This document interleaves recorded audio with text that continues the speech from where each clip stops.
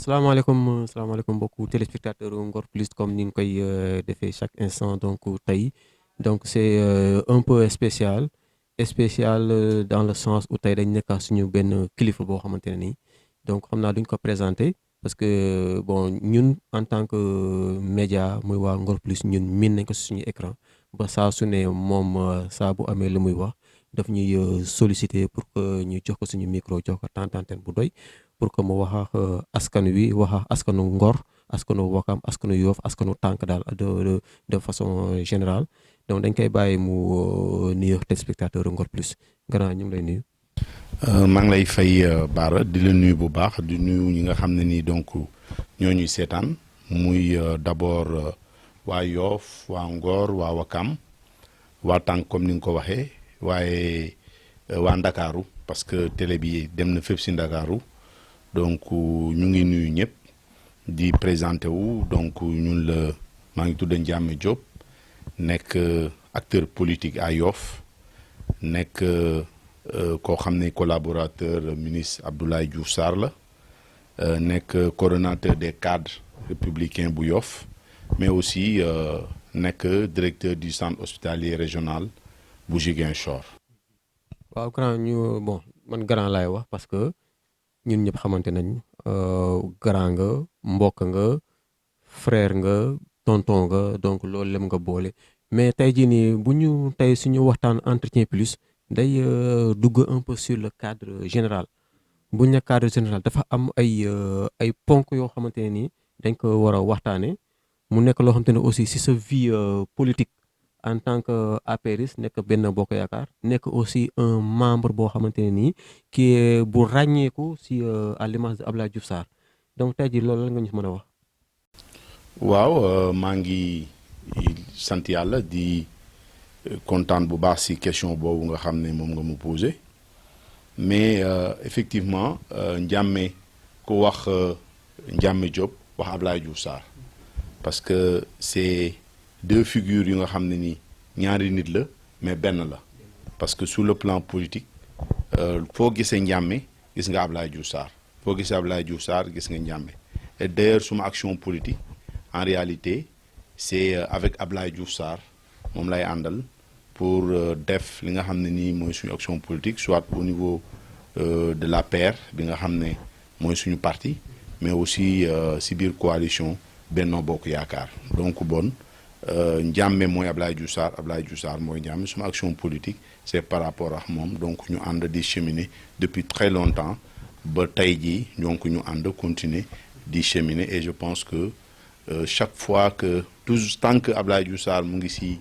action politique je pense que ñun man ak moom donc on sera ensemble de lutter ci loolu. donc loolu noonu mooy rebondir que ne pour dire que ne donc lu yàgg dëgg la. parce que comme ñun ay lébu lañ te lébu dafa fonk kóllëre boo xamante ne am nga ko Abdoulaye Diouf Sarr ba d'ailleurs on dit que sax moom moo tax loolu kóllëre boobu noonu moom lay firndeel chaque instant pour dire que ne moom dafa bëgg doomu Yoff dafa bëgg doomi lébu ba moo tax ngeen ànd bu sincère noonu. waaw bon Abdoulaye Diouf Sarr je pense que waa Ngor waa Wakam waa Yoff waa Sénégal même àdduna ñëpp xam nañ ko c'est-à-dire moom action politique am mooy coloré mooy loyauté loolu la xam loolu lay doxe te loolu la ko ñëpp ràññee d'ailleurs loolu mooy waral vraiment président de la République chaque fois muy am confiance ci moom mooy wóor na ko ne ko tey bu amee benn nit boo xam ne ba kera ba mandaam di jeex dina ànd ak moom ak lu mën a am mooy Abdoulaye Diouf Sarr bokk na ci ñi nga xam ne ni donc incha allah dinañ kii donc bon loolu mooy li nga xam ne ni moo ñu boole man aussi ma nekk nit boo xam ne ku ma xam na ne su ma jàppee du ma bàyyi su ma àndee nit du ma trahir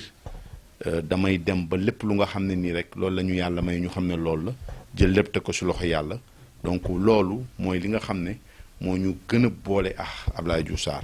mais aussi mu nekk suma mag nekk suma mentor parce que comme ni ma waxee suñu relation ñu ñaar dafa yàgg c'est depuis lycée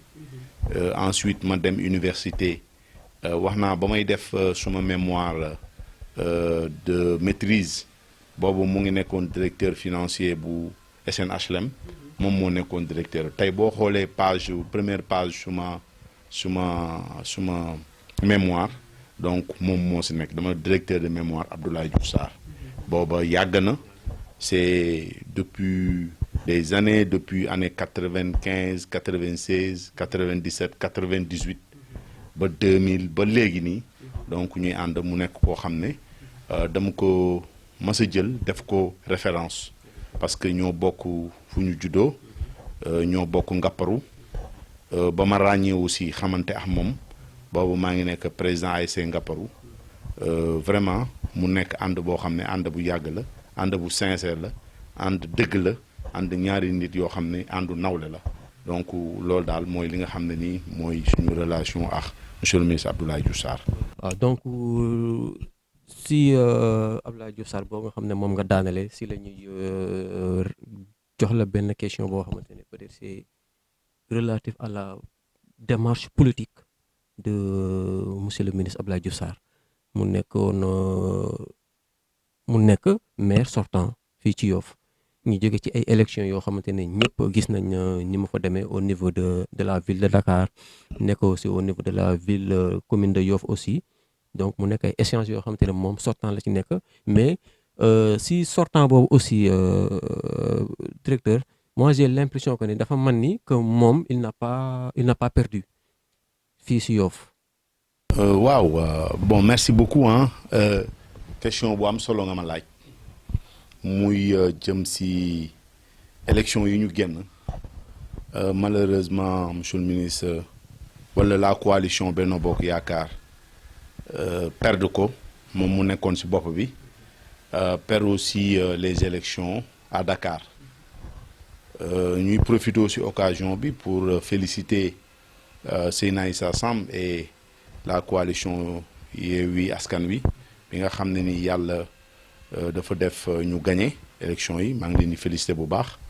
di leen ñaanal yàlla mandat bi li nga xam ne ni moom lay Yoff yaakaar si ñoom yàlla na ko yàlla def parce que tamit ay doomu Yoff lañ dañu àndoon ku nekk taxaw laaj ak ñeneen yàlla def ñoom ñu kii mais nag effectivement li nga wax si monsieur le ministre Abdoulaye Diouf Sarr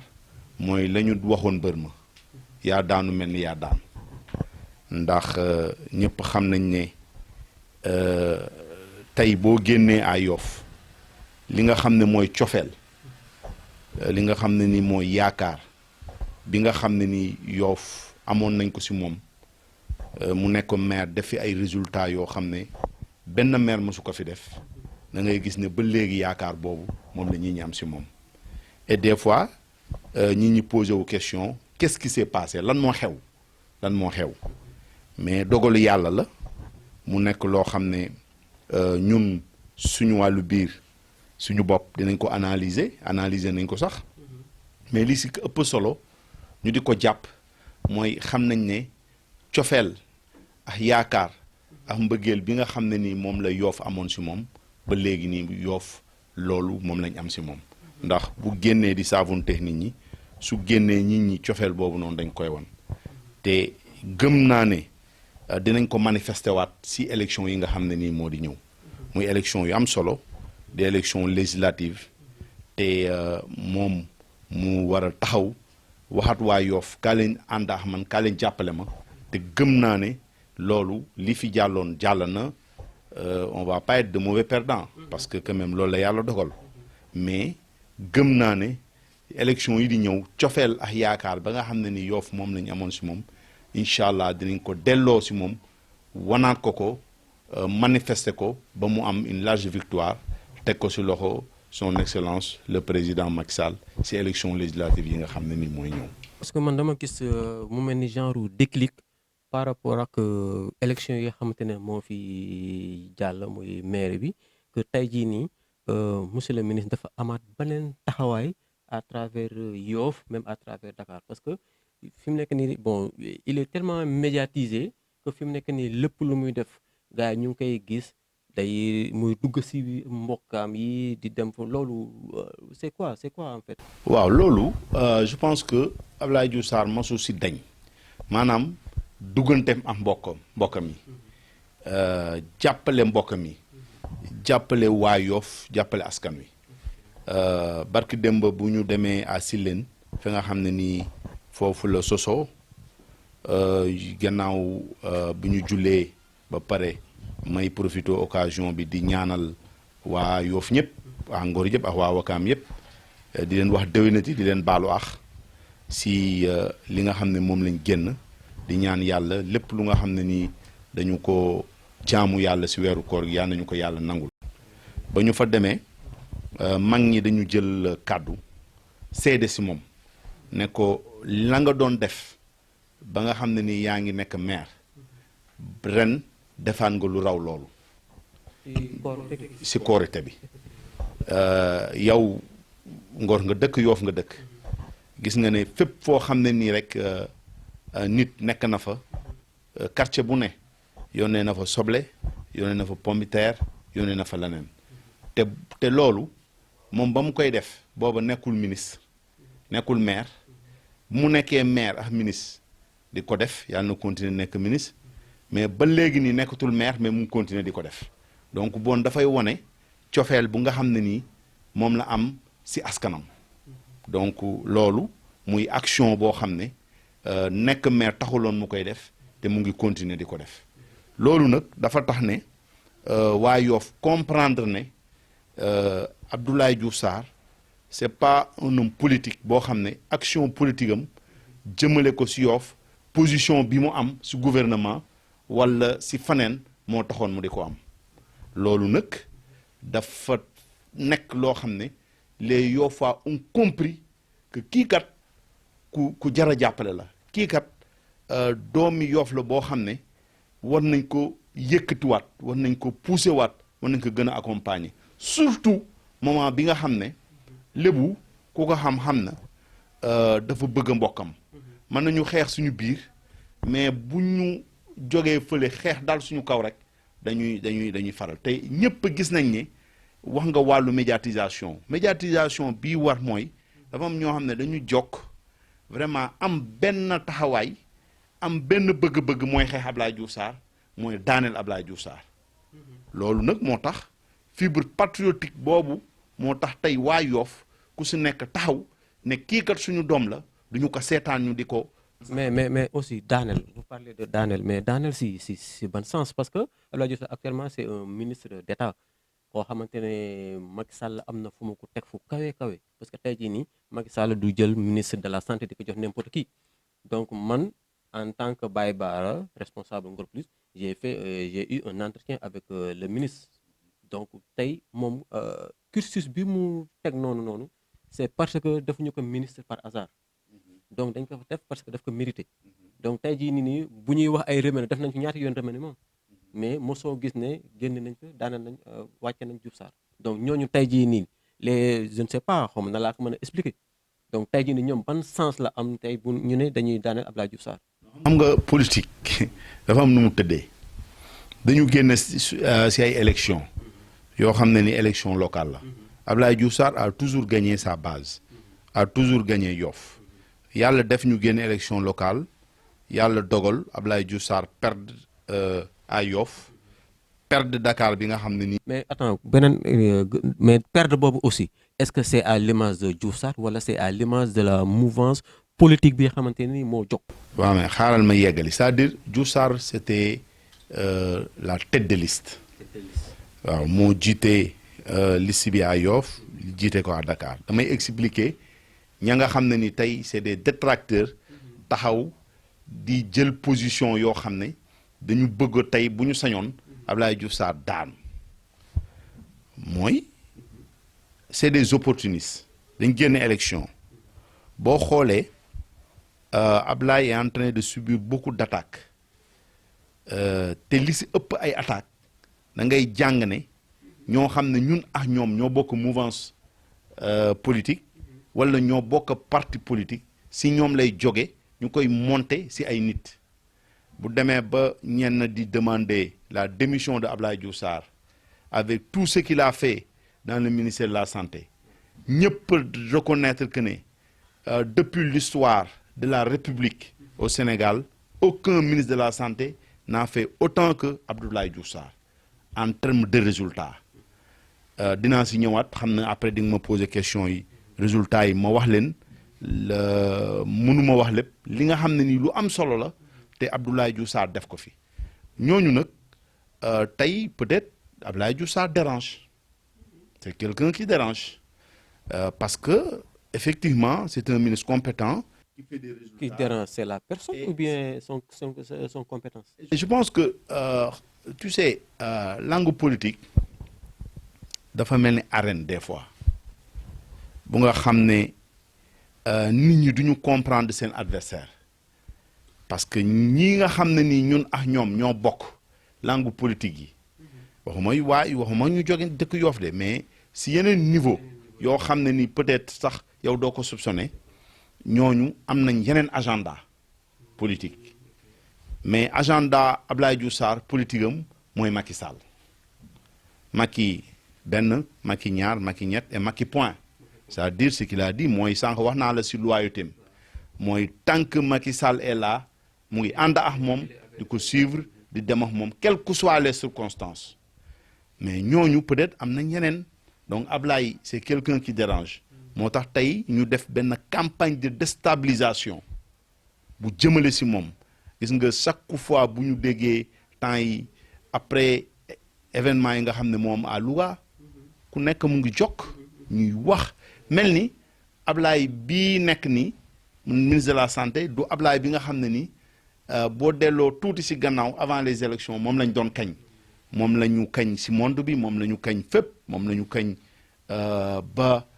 télé yëpp di ko wax si àdduna France 24 ñëpp donc bon nit mënul baax démb xanaa tey nga bon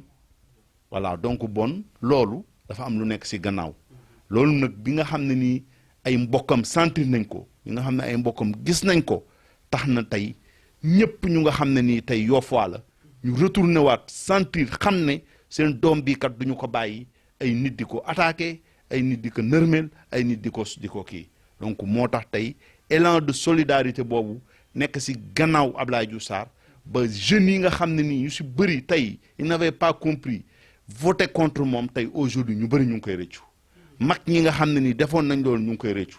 parce que gis nañ ni Abdoulaye Diouf Sarr ku ñu war a jàppale la ku ñu war a accompagner la te loolu ñu bëri manifester nañ ko léegi pour wax ne que élection yi nii Sénégal gépp dinañ xam ne Abdoulaye Diouf Sarr ay mbokkam ànd nañu ak moom dinañ ko joxaat une majorité boo xam ne dina raw sax njortam parce que problème bi dootu problème mu Abdoulaye Diouf Sarr mais problème mu ñun population yoffoise la problème mu ñun ngorwaay la problème mu ñun kii parce que bu ñu bëggee profité si li xew donc tey ba tax ñu koy kii loolu ñun ñooy wax ma bañ ñun ñooy taxaw loolu te jeunes yi comprendre nañ ko jigéen ñu comprendre nañ ko mag ñu comprendre nañ ko kilifa aada yi nga xam ne ay ndombu tànk ñëpp comprendre nañ ko moo tax aujourd'hui les gens sont en train de se former autour n'est-ce pas de Abdoulaye Diouf Sarr pour jàppale ko taxawu ko ba élection yi di ñëw moom une majorité éclatante joxaat ko le président de la République. mais donc da nga ne ñoom ñëpp ils sont conscients maintenant des réalités yi nga xamante ne moo nekk si autour de Abdoulaye Diouf Sarr mais je me dis que est-ce que aussi c'est pas trop tard par rapport ak li fi xewoon ba ñoom aussi lan moo leen conscientiser ba que déclic boobu daal di ñëwaat seen xel pour ñu ne léegi dañuy rebëfé wu pour jàppale Abdoulaye Diouf Sarr pour échéance yi di ñëw. xam nga en réalité il faut expliquer une chose je n'ai pas voulu entrer dans ces détails mais il faut le kii beaucoup de Yoffois croyaient que Abdoulaye Diouf Sarr allait gagner les élections à Dakar et être le maire de Dakar et que autour de son remplaçant ici à Yoff il y avait le flou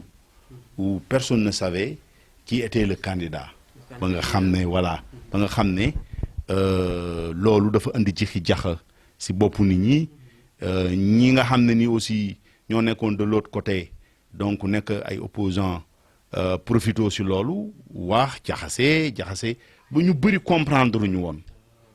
waaw maintenant nag bu ñu passé les élections beaucoup de personnes ont compris que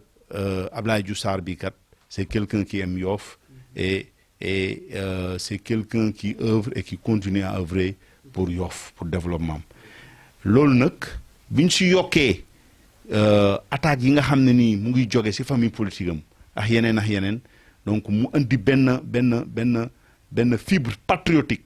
benn élan de solidarité donc à l'endroit d'un frère à l'endroit d'un ami à l'endroit d'un fils de Yoff donc moo tax tey ñëpp ñëw taxaw cité nouvelle yi sax ñi nga xam ne nii ñoo nekk village traditionnel ñëpp ñoo am conscience boobu xam ne tey jii incha allah élection yi di ñëw dinañ taxawaat Abdoulaye Diouf Sarr joxaat ko une majorité mu teg ko si loxo président ba nga xam ne tey ñi nga xam ne dañ doon surfer si loolu dinañ noppiwaat toogaat xam ne kii ay mbokkam ànd nañu moom Ndakaaru ànd na moom mais aussi Ngor Wakaam Yoff surtout ñi nga xam ne nii ñooy ay mbokkam ànd nañu wax moom. donc ñu gis aussi que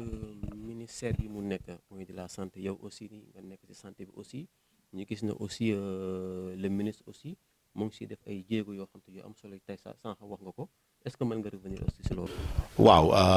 Abdoulaye Diouf Sarr wax naa sànq ne Sénégal yëpp seede nañ ne c'est le meilleur ministre de la santé de toute l'histoire n'est-ce pas du Sénégal parce que ku nekk jaar na fi ku nekk am na loo def Eva Marie Coll def na ndiyaayam Mamadou Diop yal na yàlla xaare aljana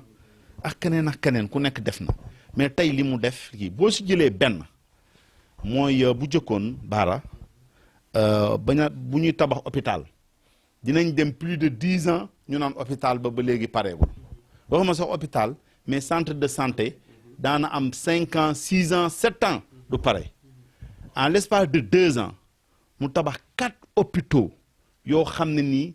de standing international yoo xam ne waaw tabax na hôpital Touba tabax na hôpital Kaffrine tabax na hôpital Kédougou ak hôpital Kolda mais yooyu Sédhiou du moins mais loolu dans l'histoire du Sénégal kenn mësu ko def ak yeneen centre de santé yu nga xam ne yu bëri tabax na ko bon kooku loolu rek doy na résultat beneen bi mooy li nga xam ne moom la def si wàllu ressources humaines ñu ngi wax problème mu sage-femme yi monsieur le ministre Abdoulaye Diouf Sarr diggante 2021 ak 2022 def na lu mat 400 sages-femmes si programme ISMEA boole ak 200 sages-femmes yoo xam ne injecté nañ ko dugal nañ ko si santé bi waxuma infirmiers yi waxuma aide infirmiers yi mais médecins yi tey boo demee si Sénégal bépp dëkk foo xam ne nii hôpital régional la am na spécialistes yi nga xam ne nii yépp moo fa nekk bon tey jii waxuma nag wàllu équipement bu jëkkoon dialyse doyoon na waar daan teg rek la amoon ak xawma fan ñaari kii de dialyse moo amoon tey boo demee foo dem si Sénégal si région yëpp fu si nekk def nañ fa centre de dialyse loolu am na solo beneen bi mooy scanner da nga daan ñëw Ndakaaru boo daan amee problème wala def scanner si région yi da nga daan déplacé wu ñëw ba Dakar xoolal nga jógee Ziguinchor nga jógee Casamance dans sa globalité tali bi ni mu mel koo xam ne dafa feebar ba ñu war ko kii ñu dugal ko ci ambulance di ko dang-dangee ba Dakar defal ko scanner dang-dangee ko ba Ziguinchor yóbbuwaat ko foofu loolu mettiwul ku jóge Tamba ku jóge faneen léegi région boo dem ci Sénégal am na scanner loolu ci programme am loolu lépp Abdoulaye Diouf Sarr la donc bon am na lu bëri lu nga xam ne tey spécialiste laa wax dama ne sage-femme gynécologue mais problème la woon ci Sénégal mais tey dëkk yoo dem hôpital boo dem la fa am ci ay gynécologue kenn xamul man bu ma jëlee exemple suma hôpital am naa ñetti gynécologue am naa ay sage-femme yu doy am naa ay infirmier am naa leneen donc loolu mu nekk loo xam ne lu am solo la te monsieur le ministre Abdoulaye Diouf Sarr ci magistère am di profiter ci occasion bi di féliciter son excellence le président Macky Sall parce que moo ko jàppale donc loolu muy ay résultats yoo xam ne am na solo lool chimiothérapie bu jëkkoon benn rek moo amoon mais léegi am na fu ne comment dirais-je IRM benn IRM moo amoon Sénégal am na 3 IRM te région yi incha allah mu ngi jéem di fa yóbbu IRM donc leneen écho yi nga xam ne nii boo demee presque hôpital yépp jox nañ leen des échos boo demee si hôpitaux yi à travers le programme ISMEA bi nga xam ne 6 régions la jël yépp fu si nekk rek yóbbu nañ fa bloc laboratoire yóbbu nañ fa ay sages-femmes yu doy yóbbu nañ fa ay infirmiers yu doy yóbbu nañ fa ay gynécologue yóbbu nañ fa ay écho yóbbu nañ fa tout ce qu'il faut pour lutter contre la mortalité néonatale et infantile maanaam kuy wasin di génn àdduna wala sa doom di génn àdduna te mu nekk loo xam ne bu jëkkoon da nga daan dégg ñu naan nit ki dafa matu ñu teg ko ci charrette boo demee tey Sénégal lii nga xam ne nii moom la fi def ci ay kii plus de 400 ambulances dugal na ko ci kii bi mais loolu Abdoulaye Diouf Sarr moo ko def ba au fond du Sénégal foo dem tey fekk nga fa ambulance mais kooku loolu du résultat waaye loolu nag moo tax ñu ne te Sénégal yëpp seede nañ ko ñëw ñu nag ci wàllu Covid bi mais ñëpp xam nañ ne que Sénégal taxawaay bi mu ci am mais loolu nag ka nga xam ne moo ko impulsé gannaaw son excellence le président Macky Sall c'est le ministre de la santé et je profite de l'occasion pour féliciter et encourager aussi donc l'ensemble des acteurs de la santé parce que infirmiers yi kii yooyu yëm na ku ko def tey mu am problème boo xam ne tey mu ngi am à Louga ñu di ko regretter di jaale ñi nga xam ne ni ñoom la seen doom wala seen wéjur wala seen soxna génn àdduna ñu ngi leen di jaale bu baax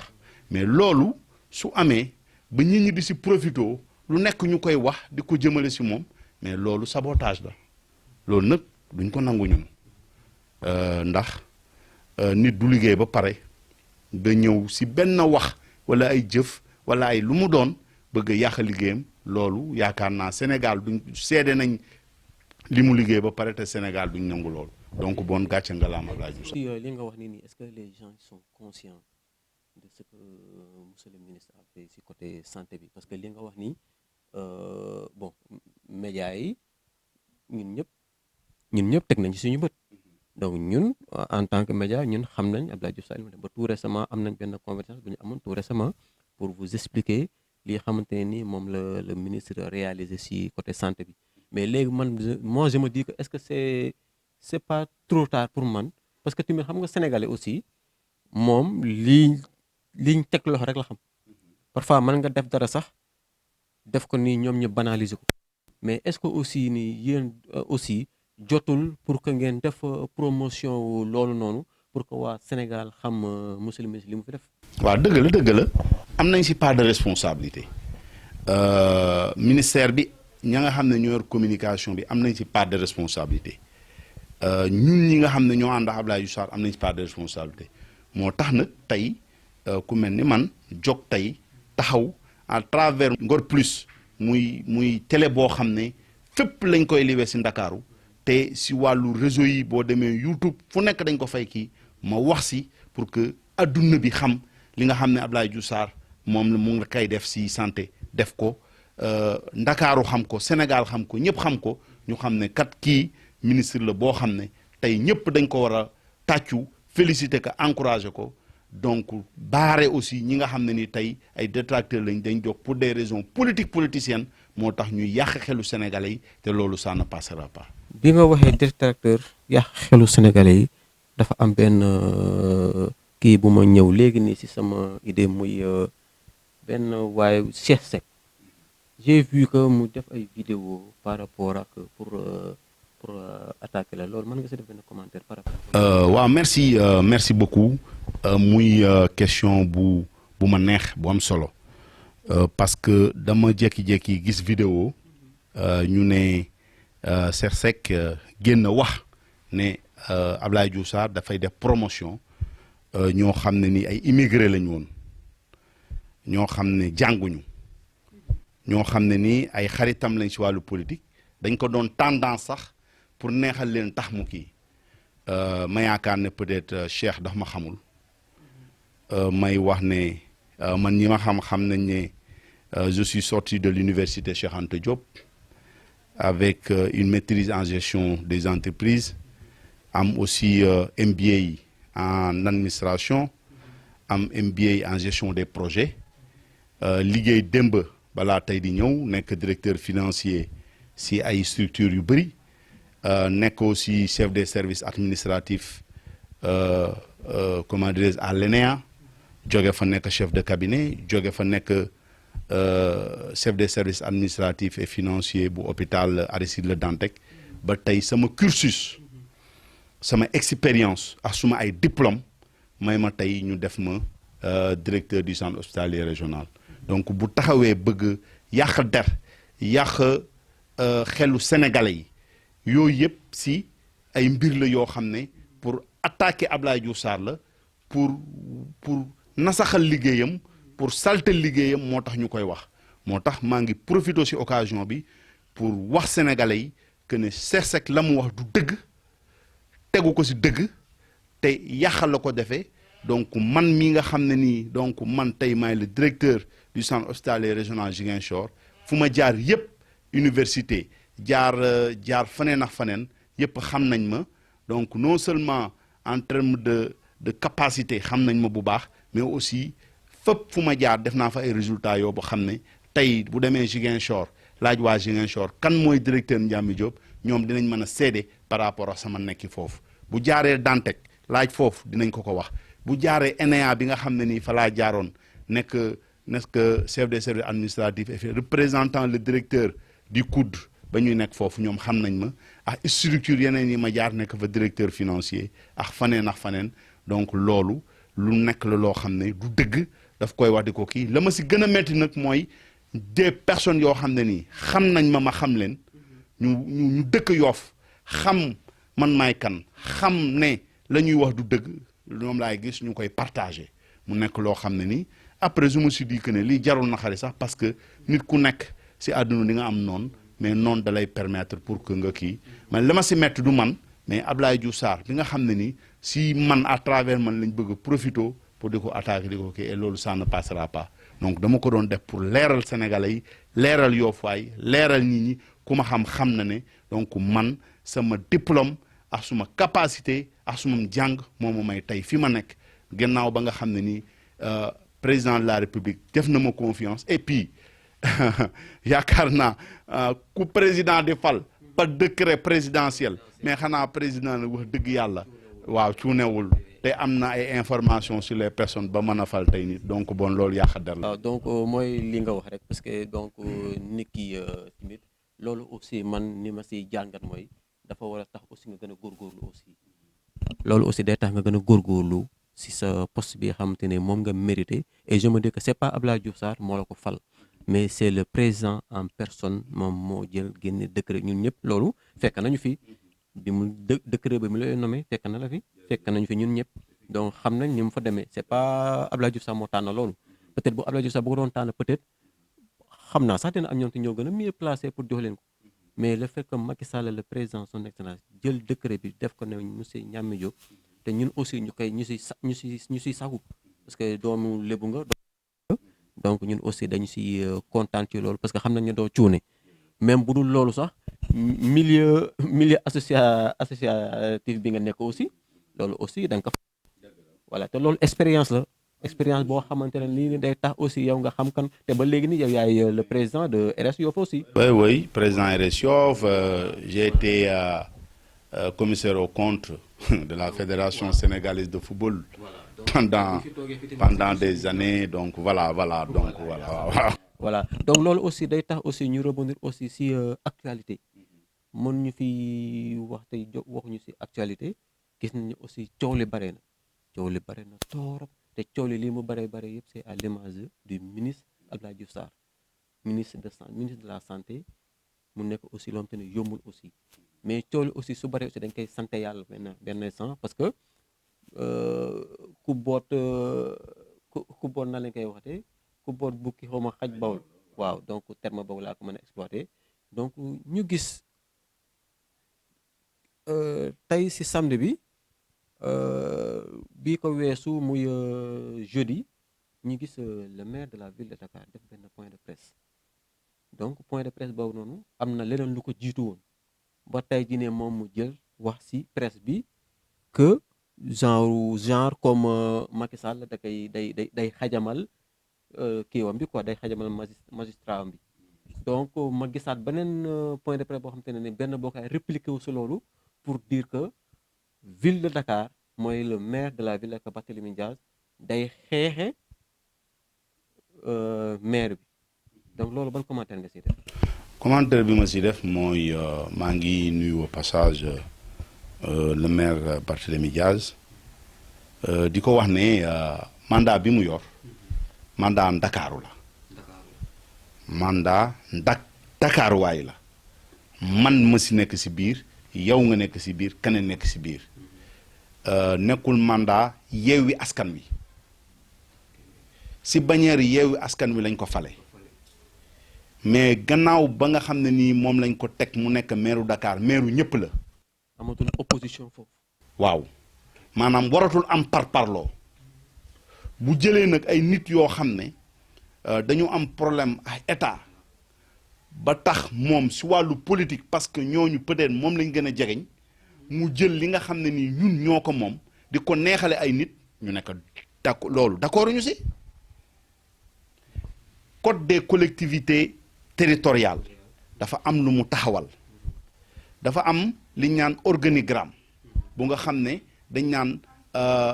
maire yi organigramme nii la maanaam maire yi yow sa cabinet lii la war a am dafa war a am comment dirais-je secrétaire dafa war a am ku nga xam ne ni mooy chargé de la communication dafa war a am je pense que 4 personnes la ñooy li nga xam ne nii ñooy nekk cabinet du maire mu dem jële fële ay nit pour neexal leen sur le plan politique ne def na leen ay conseil technique dugal leen ci cabinet alors que code bi prévoir loolu mais président de la République rappelé qu'à l'ordre c'est le président de tous les Sénégalais c'est le garant des textes et c'est le garant de tout ce qui est organisation, n'est-ce pas, donc au niveau de l'État. Et on parle de décentralisation. Les mairies n'ont pas une autonomie globale, n'est-ce pas, de gestion. C'est régi par des textes. Am fo xamna ni fa nga yam fa la yoon may fi yoon may lako bo bëggee dugg nak fo xamna ni yoon may lako texte yi may lako mais président de la République ne be careful, attention, defal ndànk taxaw leen donc loolu mooy mbir mi Barthélémy nag tout le monde le connaît c'est quelqu'un boo xam ne il crée des situations et il surfe sur la situation pour poser un débat politique boo xam ne ni dafay mel ni dafa am dëgg alors que c'est pas le cas moo tax tey la coalition jóg taxaw waxa sénégalais parce qu'en réalité léegi sénégalais il faut parler avec eux c'est-à-dire dès qu'un problème se pose yow nga toog ne non duma wax les gens ont compris tu te trompes il faut parler avec les gens il faut expliquer il faut donner les raisons te nit ñi nag dafuñu xam nañ lu yanu maanaa te jàng nañ donc loolu moo waral tey ba mu génnee bëgg a yóbbu affaire bi faneen ñu nga xam ne nii ñooy suñu parti taxaw suñu ay conseillers expliquer sénégalais yi wax leen di xew pour que sénégalais yi mën a comprendre te loolu jeex na fi en Barthélémy c'est quelqu'un boo xam ne chaque fois il essaie de se victimiser te sénégalais xamul kuy tooñ c'est-à-dire Sénégal boo wane ne da nga néew doole rek dafay am benn fibre boo xam ne dafay kii si yow donc moo tax tey nag. man j'ai l'impression dafa mën ne ku am benn ascendance ci population sénégalaise wala. c'est la réalité c'est-à-dire le cas de comment dirais-je de Barthélémy c'est le cas de Sonko c'est le cas d'autres personnes c'est-à-dire Sénégal dès que nga def benn affaire état bi taxaw jël position nga ne kat man opposant la gars yaa ngi daw sama kaw gars yi dañ ma bëgg a rey gars yi dañ ma bëgg a toroxal gars yi dañ ma bëgg a kii comme sénégalais yi ñoom sénégalais moo mel noonu donc ñëpp nag daw dem si yow mu mel ni que ne yow kii fekk loolu lépp ay mbir la yoo xam ne gars yi ñoo koy organiser de telle manière que dañuy victimiser wu pour am vraiment kiiwu sénégalais yërmande boobu noonu donc ce qui fait que bon après les gens vont mu nekk benn affaire boo xam ne nii dafay mel ni dafa nekk état contre une personne alors que l'état est là pour tout le monde. mais est-ce que yërmande Sénégal boobu aussi du jouer aussi sur mouvance politique bi. waaw nax la c'est-à-dire nax boobu ñuy nax sénégalais yi ba yëngal seen xol si wàllu kii ñaan non ñu ngi may tëji ñu ngi may jàpp maa ngi dem ñu ngi may dóor ñu ngi may kii ñu ngi may xam nga yooyu c'est des choses yoo xam ne boo ko waxee rek sénégalais xol bi dafay kii pour les gens qui ne comprennent pas après dina man de gars yi laa faraloon mais man bugguma kuñ néewal doole alors que ñuy kooku sax du néewal doole moo def loo xam ne teguwul si yoon ñu di dañuy jéem a teg tegaat si si yoon mu nekk kekk yi donc Sénégal dafa am justice dafa am droit il faut que justice a droit a règlement nga xam ne ni mooy fondement république te mooy li ñu boole il faut que ñëpp di ko respecter donc ku ko respecté wul aussi ñu tegaat la si yoon donc loolu moo tax yoon nekk fi te yoon boobu noonu chaque fois ka nga xam ne nii mooy moo jiitu si loolu si wàllu garantie si démocratie boobu wàllu garantie yoon boobu ba mu am donc moo tax ñuy ñëpp ñu mën a vivre yow nga mën a xëy jóge sa kër ñëw librement jël sa oto ñëw fii ñu def émission dem te nit am na ñoo romba ñoo xam ne ni peut-être neexoo leen mais bu fekkoon ne yoon amul tey ñooñu faagaagal la mais yoon bii am ba nga xam ne nii donc dañu organiser ñi di vivre en paix yoon boobu nag dañ ko war a préserver parce que mooy garant ñuy dund ci jàmm mooy garant ñuy dund ci paix donc loolu dañ ko war a préserver te képp ku ko teggi rek dañ ko war a tegaat ci yoon donc moo tax nag lu mel noonu gars yi ils sont très forts dañ koy organiser victimiser wu taxaw wax sénégalais yi mel ni état dafa contre ñoom alors que l'état ñëpp la fi nekkal. état ñëpp la fi nekkal donc kàddu yi aussi lañ lay remercier dañ si remercier bu baax parce que lii nii aussi c'est pas donné à n'importe qui et c'est pas donné à tout le monde donc ñun mën naa ko wax sax suñu sagaru média nga ñëw jël ñu jox ñu opportunité wax askan wi pour wax population bi muy pour wax waa tànk en quelque sorte parce que tey jii nii man dama gis ci sa visage que ne yow tànk moo la tax a jóg bu ñuy wax waxu tànk sax sa xol day neex parce que doomu lébu nga comme le dit Abdoulaye Diouf Sarr muy sa frère muy sa mbokk donc si loolu la lay rebondir pour laaj la sa dernier mot par rapport ak li nga xam te moom lañ fi waxtaan lépp. macha allah li nga wax dëgg la parce que Sénégal lañ bokk mais am na fu ñu bokk ku ne am na askan te li jiitu si wàllu gëm yàlla sax mooy nga fonk sa askan mooy nga fonk say mbokk nit moom ñun amuñu dara lu dul Ngor Wakaam Yoof man day mooy suñu lépp Yoof moo ñu meññ moo ñu jàngal moo ñu tette moo ñu lépp ba nga xam ne ni tey mën nañoo toog nit ñi di ñu xool di ñu gis ñuy wax nit ñi di ñu déglu ñuy jëf nit ñi di apprécier si lu baax loolu Yoof ñu ko defal Ngor ñu ko defal Wakaam ñu defal moo tax loolu mooy tax chaque fois bu ñu ko waxee dañu am cette fierté là ça veut pas dire que nag bokkuñu Sénégal parce que quand même ku ne am na fa bokk mais Sénégal lañ bokk parce que nous sommes dans un ensemble qui s'appelle le Sénégal waaye tamit si biir Sénégal am na fu ñu juddoo am na fu keneen juddoo loolu moo tax tey bu ñu demee di laaj baatu askan wi si wàllu mairie duñ dem Ziguinchor du ma dem Diourbel du ma dem faneen du ma dem Fatick Yoof laay ñëw parce que Yoof laa dëkk tànk laay ñëw parce que tànk laa dëkk loolu moo waral loolu muy lu nga xam ne lu am solo la di gërëm